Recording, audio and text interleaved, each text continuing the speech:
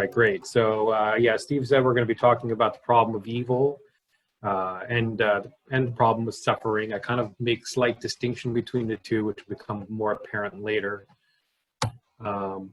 So I'm going to break the discussion down into three parts. So I know normally we have questions kind of throughout the presentation, but this is a pretty long presentation. And as it is, I could have made it twice as long. I had to cut quite a bit out that I wanted to say because the more I read on it, the more I want to share, and the more I can. I feel like I kind of get more, deeper into the topic and make new discoveries each time. This is probably about the 6th or 7th time I'm presenting this topic between Ratio Christi and my church. So I'm going to break it down into 3 parts, and I'll kind of have time for questions after each section where we can answer your questions before we move on to the next section. If, however, there is anything that I say that is kind of confusing, then of course, please feel free to interrupt me just to clarify anything that you're confused about or that I didn't explain well enough. But if you have questions that are going to take us deeper into a specific topic, just ask if you could save them until the end of the section. So the 3 sections are going to be the theological understanding of the problem of evil, what we're going to call the theodicy. The second section is going to be a philosophical refutation of the problem of evil. And the third is going to be some speculative theology on natural suffering. Speculative theology is the kind of stuff that can get you in trouble. So this is probably the most controversial section for Christians because I'm trying to sort of break some new ground, and it's a new area that I'm kind of exploring, so it's not fully developed, but I kind of wanted to share it with you today to get some ideas flowing and get it started. So I want to give some copyright disclaimers since this is likely going to end up on YouTube.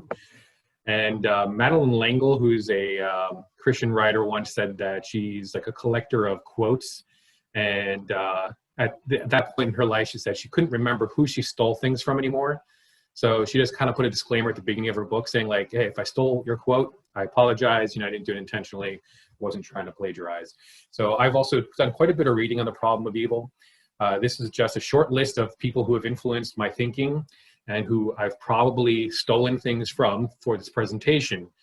Some of the names are very well-known names, others not so much, but it's definitely Norm Geisler, Alvin Plantinga, Tim Keller, John Lennox, William Lane Craig, and David Bentley Hart are people that I definitely have borrowed from quite a bit. Of course, C.S. Lewis is on the list because he's one of our forefathers.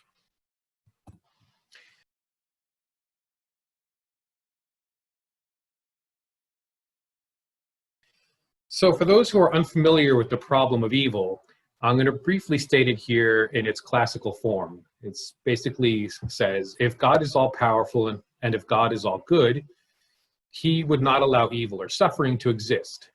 So because evil and suffering exist, it means that God does not exist, or that God is not all powerful, or that he is not all good. Many claim it's the skeptic's strongest argument, but as I hope I'll demonstrate today, it's not actually that strong of an argument whatsoever. In fact, in many ways, I think it's the Christian's greatest strength. Now, that doesn't mean that there are easy answers to the problem itself. Dealing with pain and evil and suffering are very real struggles that we will all face at some point in life. But those problems are emotional and pastoral, not intellectual. So we're going to be today addressing the intellectual side of it, not the pastoral side. There are actually 2 sides to the problem of evil, as I said, the emotional and the intellectual. And we don't have time to focus on both. So we're going to today just skip over the emotional part and focus on the intellectual. Because the emotional part is, you can't really give very sufficient, easy answers to that. That's something that requires long-term pastoral care and friendship and love. And the explanations I'm going to give today are not really going to be satisfactory to someone who's in the midst of suffering, who's going through suffering right now, whether that's an illness they're dealing with for themselves or a loss of a loved one. The explanations I'm going to give you today are not the ones you want to give to those people, the people who are currently suffering. You know, a man dying from cancer does not want to hear a philosophical or theological answer to the problem of pain. A woman whose son has died does not want to be given a philosophical or theological explanation for the existence of evil. It's not really helpful to them at that point in their life. The answers I'm going to give you today are primarily for skeptics who are coming to the problem of evil from an intellectual objection, not an emotional one, and for the Christian who is looking for answers to the problem on an intellectual level, not because they're currently suffering. So that's the important reason why we want to look at that is because if we are at all thinking, feeling, and faithful Christians, we will stumble across this question for ourselves at some point in our life. Like Job, we're gonna question why bad things happen to good people and why God allows so much suffering in the world. So we're either going to confront the problem now with clear minds and with less emotional baggage, or else we're going to be forced to deal with it in the midst of our own pain and suffering. And that's not really the time you want to deal with that. The first time you come across the problem of evil, you don't want it to be in the day of suffering. You want to think about this problem ahead of time so that you can deal with it and prepare for it so that when you do enter suffering, you have a foundation upon which you can build some hope. Shakespeare wrote, "Each new morn, new widows howl, new orphans cry, new sorrows strike heaven on the face." So basically, pain and suffering, evil, are universal experience that no one is immune to. There's no escaping the fact that pain and suffering will touch us all at some point in our lives. If it didn't, the only explanation would be that we just hadn't really lived yet. Because if you live long enough, everyone will suffer at some point in their life, whether you're rich or poor, religious or non-religious, every race, every nationality, there is no escape from suffering. At some point, this universal condition of ours will lead you to ask the question, why? Why, God? Why do you allow such suffering? This question, based on the universal experience, has led many to pose the challenge to theism that we call the problem of evil, which we're going to discuss today. So let's restate the problem. If God is all powerful and if God is all good, he would not allow evil or pain to exist. So because evil or pain exists, it means that God does not exist, or that God is not all powerful, or that he is not all good. Now, as I said, we're going to approach these questions from two separate but equally important angles. Theologically, using what's called a theodicy, and then later in the discussion, we'll approach it philosophically. For those who don't know, a theodicy is an attempt to explain suffering, evil, and pain by harmonizing its existence with a loving, omniscient, and omnipotent God. Honestly, with the skeptic, in particular an atheist skeptic, it's usually not our best approach to the problem because the bar is too high. You have to prove too much. With the skeptic, it's better to use the philosophical approach because it places the burden of proof on the skeptic themselves rather than on the Christian. So the question might be, well, why bother with the theological approach? Well, for one is because I find it a lot more interesting personally than the philosophical approach. And two, because as Christians, it has more relevance to us than the purely philosophical approach. However, of course, as I said, the philosophical approach is also very important because it's the best tactic to use with the atheist. The atheist, or the skeptic, as we shall see shortly, has no real explanation for pain and evil. The skeptic offers no meaningful answer to why there's pain and evil in the world. And the skeptic certainly does not offer any hope to those who are suffering. In fact, evil and pain are a natural part of the naturalistic worldview that we just need to accept. The skeptic ultimately cannot even judge it as evil, because if there's no God, then we have no absolute moral standard by which to judge something as evil. And that's a topic that Steve explored last week.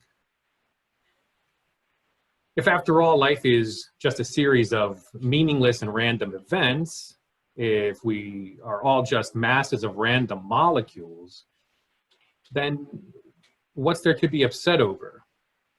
But as we'll see, the skeptical atheist actually doesn't have to answer this question at all. By using this problem, they're simply attempting to point out an apparent inconsistency within our Christian worldview. They are saying that if God is all good and he is all powerful, then he wouldn't create a world where evil and suffering exist. Is that true? Well, stick around and we'll find out. They're essentially saying that it's impossible for both evil and for God to coexist. And we're going to return to that question later when we get to the philosophical problem in particular. Now, how about other worldviews? Do they have sufficient answers to the problem of evil? Well, again, the answer is no. But that's because they don't need to have them. In fact, I will posit that the problem of evil is really only a problem for the Christian. And there are a great many reasons for this. But the main reason is because we claim to have a personal, loving God who is good and all-powerful. And therefore, apparently, the charges wouldn't allow evil if that was the case. Other worldviews don't really make that same claim. For example, Eastern monists, both Buddhist and Hindu, in their major schools of thought, they claim that suffering results from illusion or ignorance. In fact, Buddhists go as far as to claim that there is no personhood, no individual mind, and therefore suffering only occurs when one is deluded into thinking that such a person, the I, actually exists. Because there is no I who suffers. Even in Hinduism, the I is not truly an I, but rather it's Brahman. Therefore, there is truly no I who suffers even under Hinduism. The problem is sort of punted and you are told to see through the illusion. Well, how about Islam? Well, Islam doesn't fare much better either, but again, like the Eastern monist, the Muslim doesn't have the problem to wrestle with. Allah is not a personal God, nor does he claim to love his creation. He only calls them to submit. He keeps them at arm's length. If a Muslim is asked why he suffers, the only answer he can offer is inshallah, if Allah wills it. It's all about Allah's will. If he desires you to suffer, then you will suffer. If he desires you for you not to suffer, then you won't suffer. So you see, there's not any inconsistency for these other worldviews when it comes to evil. Of course, they have very many great other inconsistencies within their worldviews, but that's a presentation for another time. And their only real problem with evil is the solutions they offer, in that they offer men and women no real tangible hope whatsoever. In the end, their solutions are often as weak and as terrifying as the naturalistic worldview. But the problem of pain and the problem of evil are important to answer for the Christian, not only because suffering is a universal problem, but because we claim to have a loving God who desires to know us personally. Yet no one is immune to suffering and pain. Pain and evil are not theoretical problems, they are practical ones, experienced by all men and women throughout the world, throughout history and in all classes of life. The scriptures tell us that Job, for example, was a blameless and an upright man. Yet he too suffered both evil and pain in his world. The first part of our exploration will begin with the theological answers, the theodicy, as I've said. There are many theodicies that have been offered throughout history, some better than others, but we're only going to look at one of them that I think is the strongest. Overall, theodicies are not the most convincing arguments for the non-Christian, in large part because the burden of proof is laid upon the believer. You're attempting to prove that God has a good reason for allowing suffering to a person who generally doesn't believe in God. So you have two hurdles. You have to convince them that God exists, first of all, and that God has good reasons for allowing suffering. This can be a big challenge. But that's why I prefer to use the philosophical approach with the skeptic, because they're making the claim, and therefore the burden of proof is on them. And we're going to look at that strategy later in this presentation. All right, so let's briefly turn our attention to the free will theodicy before moving on to the philosophical solutions. So where do we begin our exploration of the problem? Well, first, I think the best place is to look at evil itself. What is evil and where does it come from? Is evil a substance? Is it a thing? Well, ultimately, the answer is no. This does not mean that we do not experience evil as real, but that evil is not a something. It has no substance or being. In other words, evil is not something that has an existence in and of itself. Rather, evil is a corruption of that which already exists. Evil is the absence of good. It's the negation of that which is good. In other words, it's what we call a privation or a deprivation. Some good examples, rot. So rot can only exist as long as the tree which is being rotted exists. Once the tree has completely rotted away, nothing is left. There is no evil left. Tooth decay can only exist so long as the tooth does. Rust can only eat away at metal so long as the metal exists. These are all examples used to illustrate that evil, like rot, decay, or rust, has no existence apart from the good it seeks to negate. Evil exists only as a corruption of something good. It's a privation of the good, but it doesn't exist in and of itself. Dr. Norm Geisler states that evil is like moth holes in a garment. You will never see a garment that has been completely eaten by moths because nothing is left. When what we call evil is not present in a thing, then that thing is better, it's whole. But when all of what we call good is taken away, then there's nothing left at all. Is everyone following me here? So, for example, to be born without sight for a human being is an evil, because the evil is the lack or the privation of sight in something that belongs to the natural order. To say that evil is a privation is not the same to say that it's merely the absence of good.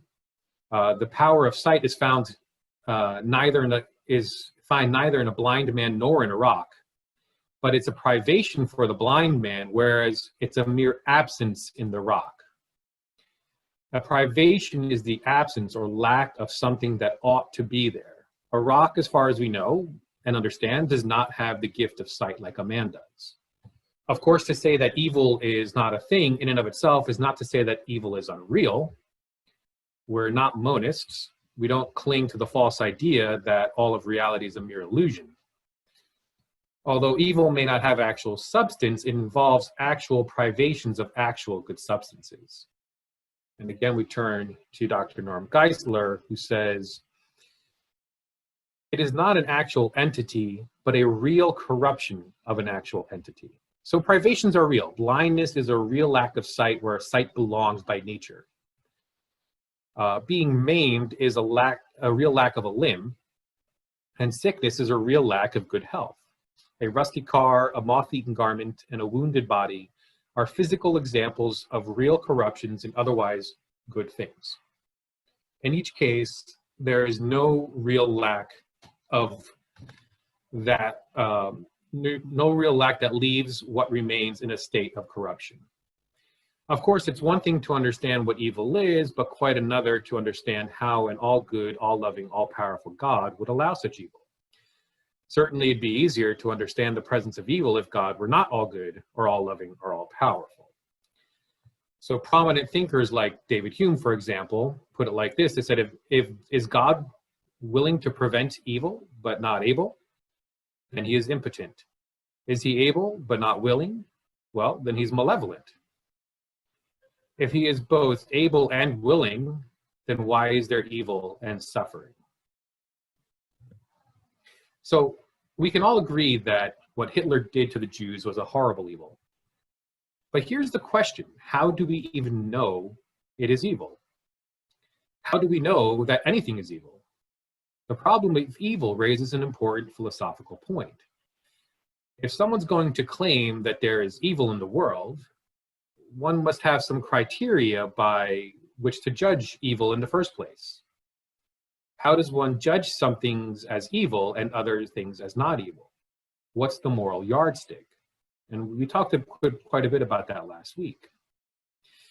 The reality is that it is impossible to distinguish what is evil unless we have knowledge of an absolute standard of good. If God does not exist, then there is no absolute moral standard of good by which to judge something as evil. God must exist for there to be moral absolute standard of good by which to judge things as evil.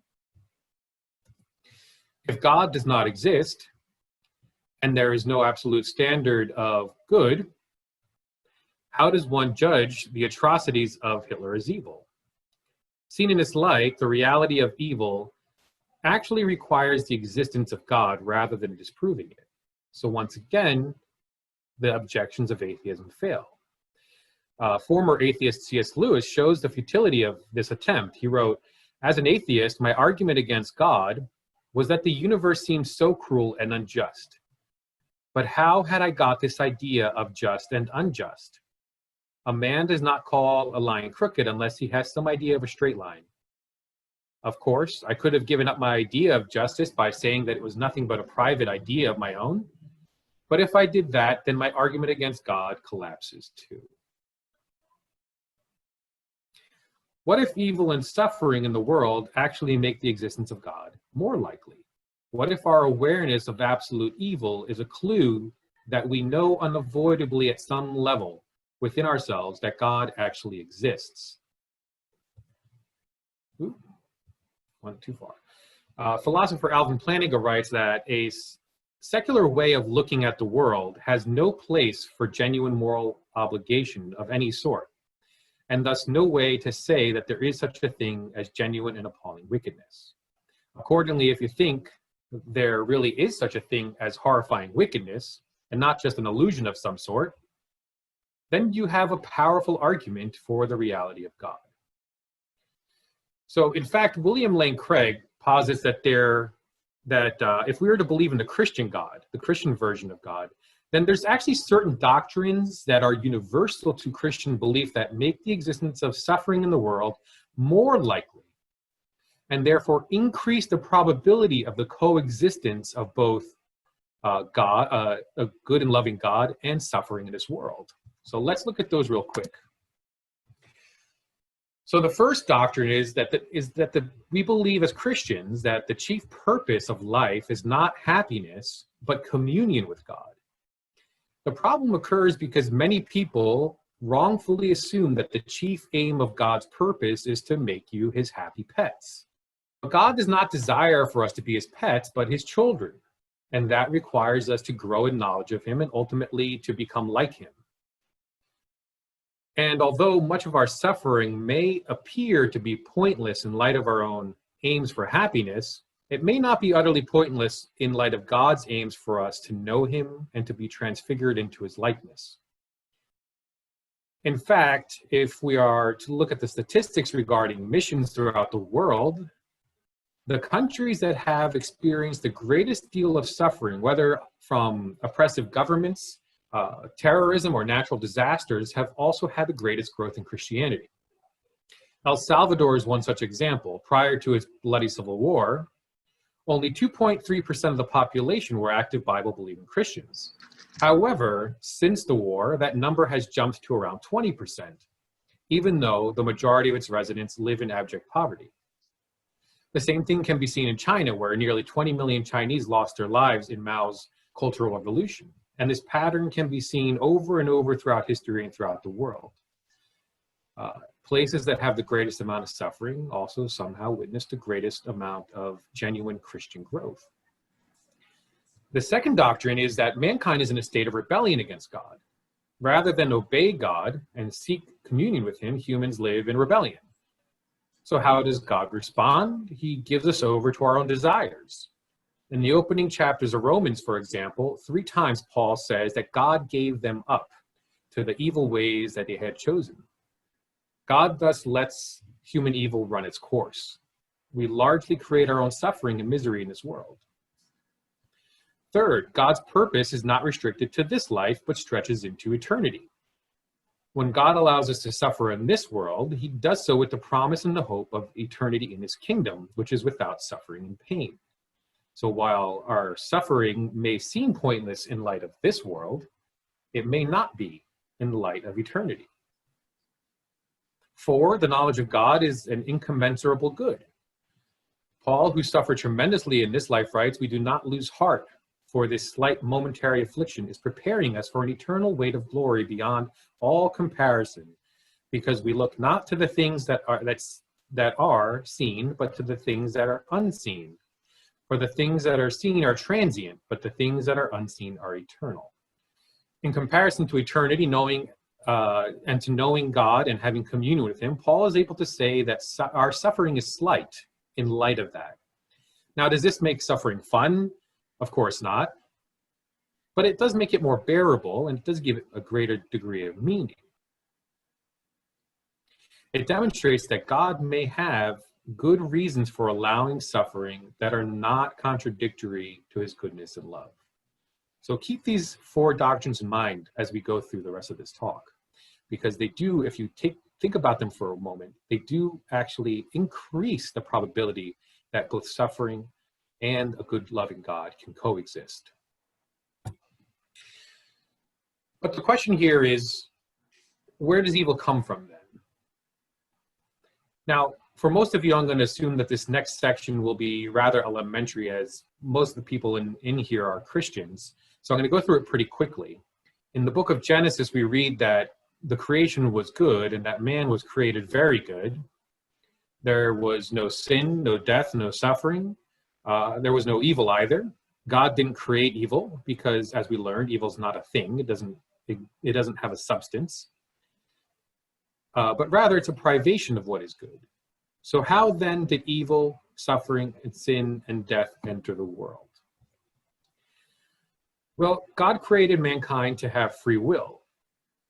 And free will means the ability to disobey God and introduce evil into the world. But why couldn't God have created humans in such a way that we would never sin, thus avoiding evil and suffering altogether? That's a question that we often get. Well, the reason is because then we would cease to truly be human. We would not have the capacity to make free choices or to freely love. Without free will, we would simply be like robots programmed to say and do whatever God desired. Sure, we'd be unable to do or say anything that would bring suffering and sadness into existence. We'd have no conflict, but we would also be unable to truly love. So perhaps God has a good reason to allow for the possibility of evil. Perhaps there is some good embedded in free will that outweighs the risks and the possibilities of evil. See, love cannot be programmed. It must be freely expressed. It can't be coerced. God wanted humanity to demonstrate love by freely choosing him. A free demonstration of love is the only gift that we can offer back to God that he cannot demand or coerce. It's the only thing that God doesn't possess unless we freely give it to him. Geisler again correctly states, forced love is rape, and God is not a divine rapist. He will not do anything to coerce that decision.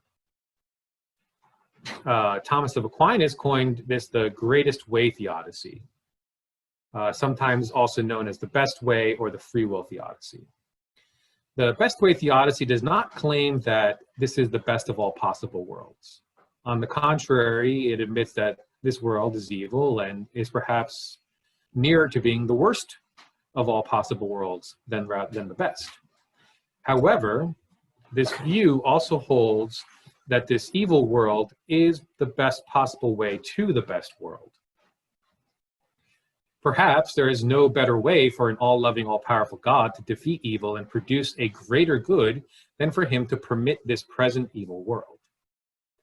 For example, there's no way to produce a great football player without the preconditioning of painful practice.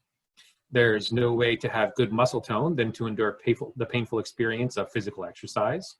And there's no way to create an elite special forces soldier than to put him or her through physical and mental anguish. As Lewis cleverly puts it, those who say they have no fear of God because he is good clearly have never been to the dentist.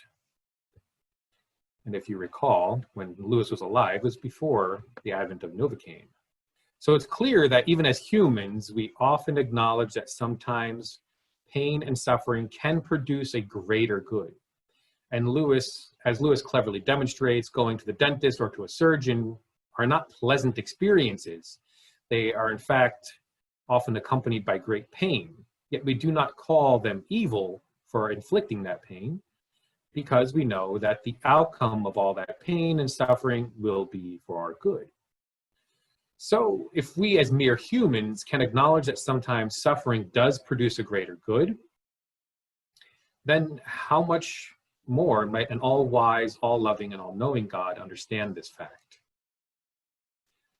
So we understand that evil may be a precondition for a greater good. We can conclude, therefore, that in giving man free will, God did introduce the potential for evil in the world. But the actual origin of evil came as the result of man who directed his will away from God and towards his own sinful desires. So from the dawn of that first sin in the garden, evil has been spreading throughout human history, bringing with it all manner of suffering. As the scripture says, a little yeast works throughout the whole batch of the dough.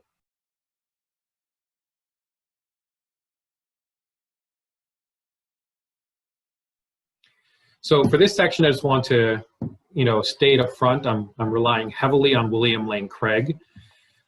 So if this gets posted online, I don't want to be accused of stealing his work, so I'm going to give him credit where credit is due. In the past few decades, Christian thinkers and philosophers have turned away from theodicies, in particular when dealing with skeptics. As I said, when you use theodicies, you have a very large hurdle to overcome with a skeptic. So instead, when dealing with skeptics, they've increasingly recommended that believers mount a defense using an approach from philosophy, since this takes the burden of proof off the Christian and places it on the skeptic. This approach does not try to tell the full story that reveals God's purpose in allowing evil. Instead, it simply seeks to prove that the argument against God from evil fails logically, and that the skeptics have failed to make their case. Why is that? Well, because these two statements, there is a good, omnipotent God, and there is evil in the world, are not a direct contradiction, as the skeptic claims. It's therefore up to the skeptic to make a compelling case that they actually are in contradiction to one another. But that's not an easy case to make. This is what the skeptic argument looks like, formally written out. A truly good God would not want evil to exist. An all-powerful God would not allow evil to exist. Evil exists, therefore a God who is both good and powerful cannot exist. But the believer answers, it may be that someone has a very strong desire for something and is able to obtain this thing, but does not act on this desire because he has reasons for not doing so that seem to him to outweigh the desirability of the thing. So God might have reasons for allowing evil to exist that, in his mind, outweigh the desirability of the non-existence of evil. Now, as we've already mentioned, there are several reasons that God may allow evil to exist. God's ultimate purpose isn't to make us his happy pets, for example, nor is his ultimate purpose limited to this life. He instead wants us to grow in love, knowledge, and communion with him for eternity. That's his primary purpose. So if therefore God has good reasons for allowing suffering and evil, then there is no contradiction between God's existence and the experience of suffering or evil. So in order for the skeptic to succeed, they would have to reply that God could not possibly have any such reasons. But that's an extremely difficult case to prove. The skeptic has set their own bar really high. So again, if the skeptic makes this challenge, don't give in to the temptation to resort to explanations based on a theodicy. Instead, turn the tables on them and let them do the work. They have the burden of proof. You can ask, what makes you believe that God has no reasons for allowing suffering and evil? The believer could point out that we ourselves often allow suffering in someone's life in order to bring about some greater good. Again, as we stated earlier, doctors often inflict pain on their patients when treating them, all for the purpose of their greater good. for better health and longer life. Parents may punish their children for bad behavior. From the child's perspective, this punishment may seem pointless and painful, but the alternative is that the child will grow into an adult that has no self-control and no discipline, and would then likely experience even greater suffering and pain. So the temporary suffering of the child is justified for the greater long-term good. The assumption that we make is, if we can't see any reasons for why God might have permitted suffering, then he must not have any good reasons. But that premise is obviously false. Let's remember that the argument against God from evil starts with the premise that God is omnipotent. It says, if God is infinitely powerful, then he could end evil and suffering. But a God who is infinitely more powerful than us would also be infinitely more knowledgeable than us. So the answer we give to the skeptic is, if God is infinitely knowledgeable, then couldn't he have morally sufficient reasons for allowing evil and suffering that you and I can't think of? To insist that we know as much about life and history as an all-powerful, all-knowing God is, in fact, a logical fallacy. If you have a God infinite and powerful enough for you to be angry at for allowing evil, then you must at the same time have a God infinite enough to have sufficient reasons for allowing that evil. Because we are not all-knowing, we simply cannot know or understand why an omniscient God would allow for evil and suffering. With our finite minds, we cannot even accurately predict what path a ball might take if we rolled it down a mountain, for example. There are too many variables to take into consideration, too many bumps and jagged rocks and nooks and crannies, an infinite number of conditions, and therefore we simply could not predict where that ball would end up in the end. Let alone understand why God might find it preferable to allow evil. It is possible, after all, that a world with this much good, for example, might actually require this much evil. And if this is possible, it invalidates the atheist's argument. Regardless of how pointless and meaningless or unnecessary an evil may appear to us, we are simply not in the position to judge. We cannot fathom the long-term actions or ramifications of such evil. Tugging on one thread in history, for example, disrupts the entire fabric of history and completely alters its course in ways that we could never understand or predict. So what may seem pointless and meaningless to us may actually have a long-term good outcome that we simply cannot fathom. Our vision is neither wide enough nor long enough to see what might happen, but God's is. So ultimately, God may have many reasons for allowing evil to continue. We simply cannot know. It could be that a world with human free will is preferable to one without it, even though it might mean a world with the possibility of evil. It could be that a world with this much good requires just this amount of evil. It could be that in order to attain perfection, the human must suffer a certain degree of evil. So if any of these three statements are possible, and they all are, then the atheistic argument fails. Now, here's the interesting thing. These statements don't actually need to be true or even probable. They only need to be possible. And if they are possible, then premise 2 of the argument fails, and the Christian worldview is vindicated as totally coherent.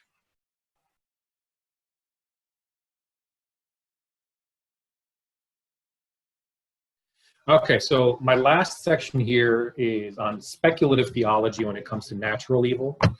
Well, I don't actually like to call it natural evil because I don't think it is evil. There's no moral standard attached to a hurricane or an earthquake in my mind. So I prefer to call it natural suffering. So this part is a bit of my own original theology. I'm still developing these ideas, so I'm going to be very brief, but I'm looking for maybe a little feedback of so I can develop it more, and perhaps I can come back again in the future and speak about this section in more detail. Speculative theology, for those of you who don't know, can get a theologian in a lot of trouble because we're speculating. We're starting to break new ground, and you're kind of like going into areas of theology that are not widely accepted by the church. It may turn out down the road that they do become widely accepted, or they may be rejected. So either way, whether they become accepted or rejected, you're likely to upset someone in the process. So I'll just put that out there. I want to attempt to demonstrate why natural suffering like disease and disasters are intimately linked to who we are as persons on this earth and what we have done with what we've been given by God. Now, to do that, I'm going to first need to explore the way we understand a few key verses within the scripture. So I'm going to go back to Genesis. Where am I? Here we go. So in Genesis 1:28, it says, God blessed them and said to them, be fruitful and increase in number, fill the earth and subdue it, rule over the fish of the sea and the birds in the sky, and over every living creature that moves on the ground.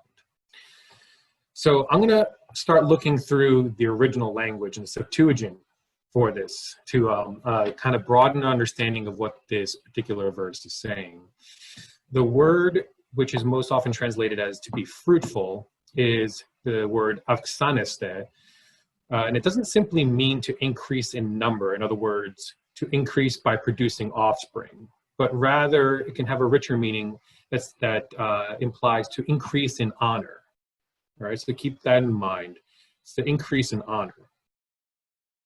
And also think about the idea of being fruitful in a New Testament theological context, and keep that in mind, what that means also. So this makes sense in this particular verse, especially because we're seeing that God is blessing humans. Speaking of blessing, in other words, it's an undeserved merit of honor that is being bestowed upon the humans by God. It's not something that they've done on their own to merit that. Humans have just been created; they haven't really done anything. And in fact, earlier in Genesis, where it says that God created humans and declared them good, it's the word kalon, which means beautifully good. It's an aesthetic value, not a moral value. The moral, if it was to be moral goodness, it would have been a different word that was used. So, being that kalon is the word that's chosen. It implies something that humans have a goodness that is bestowed upon them by God, not by a merit of what we have done. Okay, so keep that in mind as well. The next word, which we translate as increase in number or multiply, is the word plithineste, and it has a more nuanced meaning that is lost in our English translations, as oftentimes is done when we translate. It means to increase to the fullest measure. So what does that exactly mean? Does it mean to multiply in number or to multiply in honor? Well, if we look again at the rest of the passage, a clear picture begins to form. The next word I want to look at is plirosate, which we translate to fill the earth, to fill, which means to make full or complete, not simply to fill a volume or a space, but to make something full or complete. So humans are being blessed to grow in full measure, and the fullness of what? Well, prior to these verses, we see that humans were made in the image and likeness of God. And their task as the image bearers is to bring the likeness of God to fullness and completion in order to bring creation to completeness. That seems like quite an honor and a responsibility, and as we shall see shortly, just what that entails. Now, the next big word that comes in this passage that is often loaded with a lot of problems is the word subdue. Some translations, instead of saying subdue, will say have dominion. This word is katekidievsate, and it does in fact mean to exercise dominion, but when taken with what we've already said about how we are to exercise dominion and about how God feels about creation, calling it beautifully good, we must think a bit differently about it. If God loves his creation and values it and sees it as inherently beautifully good, and if we are made in his image, then we're to exercise dominion in a Christ-like fashion. And how does Christ exercise dominion over us? He does it sacrificially. We are to act as sort of emissaries or ambassadors of the Lord within creation. We are to act in his name according to his character. Lastly, the word to rule is the word archete, which does mean to rule or command, but more literally, if you take that word more literally, it means to be first. So to be first among the birds, the fish, and the animals, the first to receive the blessing from the Lord, the first to be brought into his kingdom. So let's put that together with the more full definition. It's God blessed them and said to them, you are being honored to increase to the fullest measure and to bring to full completion the creation and to have the authority of the Lord and to be the first among the fish of the sea, the birds of the air, and all the animals of the earth. Read this way, we get the picture of humans being those who are to bring the creation to completion, to exercise our role as a royal priesthood among the creation. Even in the Hebrew, we get a similar picture. The word used to increase means to bear fruit. And again, think of what that means in the context of the New Testament. The word multiply means to bring to completion, and the word translated as to fill means to consecrate. In other words, to make it holy. So it seems like we're blessed by God to bring abundance, fullness, and completion to the earth. We aren't to be seen as rulers in the earthly sense, but in a priestly sense. And the priest is first and foremost the one who sacrifices and consecrates. And in the context of Jesus Christ as the high priest, we follow his example by sacrificing our desires and comforts in order to consecrate and sanctify the creation. By being obedient to God, we can bear fruit on the earth that leads to its own fullness and completion.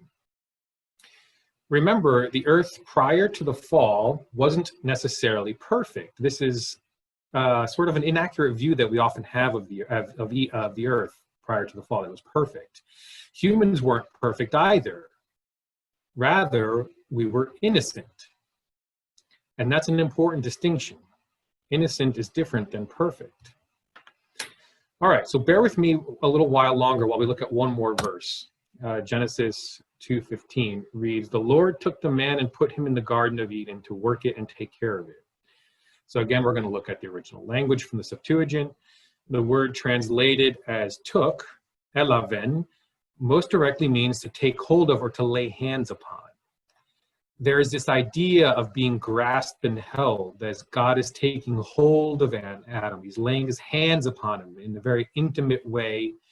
It's like God is imparting something to him. Next, we have the phrase, effeto afton ento paradiso, which literally means that God placed him in paradise. Not a garden, but paradise. This is important. Remember this word paradise as it's used to describe the Garden of Eden, not the whole earth. In fact, in Genesis 2, chapter 2, verse 8, it says, now the Lord God had planted a garden in the east in Eden, and there he put the man who he had formed. So God is planting a special place on earth, a paradise. And we'll return to this idea momentarily, but let's finish up our look at verse 25. The word translated as to work in verse 25 is ergazeste, which means to strive for or to acquire by effort, right? So again, we see there was work involved, an effort. What are we striving for? Is it material goods or something else? Well, let's see how the rest of the passage plays out. The word that we often translate as to care for or to keep is the word philasin. Now, the interesting thing about this word is actually a military term that means to guard or to watch over. So what's the implication here? It appears that we are being instructed by God to strive to preserve paradise. And when taken with the previous verse we looked at, to expand the bounds of paradise to fill the entire earth. In other words, to make the paradise that God had put us in to cover the face of the entire earth.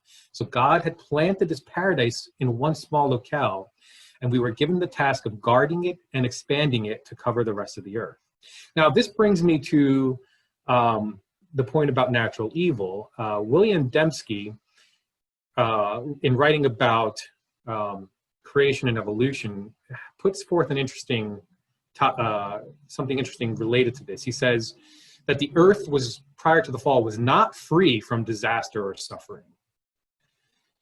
He says, a God in his middle knowledge knew prior to the fall that humans would rebel, and with it bring suffering and death to the earth. So he created the greater earth outside paradise, outside the garden, to reflect that reality. Incidentally, both Jews and the early church tradition believe that Adam and Eve introduced sin into the world a mere 40 days after their creation. So they didn't spend that much time in Eden. Now, if this is literally true, we don't know, but it's interesting that both the ancient Jews and the early Christians both believe that it was a very short time period that Adam and Eve actually spent in the garden. So God already had the earth sort of set up, knowing what was going to happen. But here's where it gets interesting. Prior to the fall, while humanity was still in its innocent state, God planted the garden for Adam and Eve as a protective safe haven, a paradise where they were shielded from suffering of the rest of the earth. Here in paradise, they had access to the tree of life, which bestowed upon them eternal life. Here they walked with God, but outside the garden, they encountered suffering. In Genesis 3:22, for example, it reads, "And the Lord God said, Behold, the man is become as one of us, to know good and evil. And now, lest he put forth his hand and take also of the tree of life, and eat and live forever. Therefore he was expelled from the garden, and the cherubim with the flaming swords were put in there to guard the tree of life." So what does this all come down to? Where mankind was commanded to increase in honor, he instead increased in dishonor. Where he was instructed to increase the boundaries of paradise and extend it over the face of the whole earth, bringing creation to its completion, he instead lost paradise altogether. Thus, my conclusion is that natural suffering was likely existed from the beginning, but man, who was supposed to become the fullness of the image and likeness of God and thus transfigure all of the earth into a paradise, failed to do so. Instead of bringing greater order to the earth, humans brought greater disorder, and with it, an increase in natural suffering.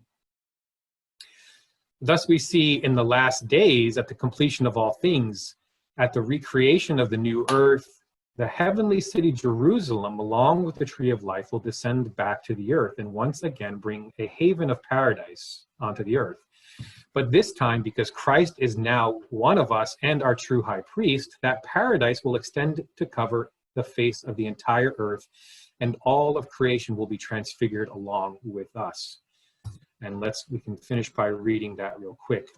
So I'm just paraphrasing a few verses from chapter 21 and 22. It says, "Then I saw a new heaven and a new earth, for the first heaven and the first earth had passed away, and there was no longer any sea. I saw the holy city, the new Jerusalem, coming down out of heaven from God, prepared as a bride, beautifully dressed with her husband. And I heard a loud voice from the throne saying, Look, God's dwelling place is among the people, and he will dwell with them. They will be his people, and God himself will be with them and be their God. He will wipe away every tear from their eyes. There will be no more death, or mourning, or crying, or pain, for the older things have passed away. He who was seated on the throne said, I am making everything new. And he said, Write this down, for these words are trustworthy and true." And then from chapter 22, "Then an angel showed me the river of the water of life, as clear as crystal, flowing from the throne of God and of the Lamb down the middle of the great street of the city. On each side of the river stood the tree of life, bearing 12 crops of fruit, yielding its fruit every month. And the leaves of the tree are for the healing of the nations. No longer will there be any curse. The throne of God and of the Lamb will be in the city, and his servants will serve him." And that's my presentation. Any questions?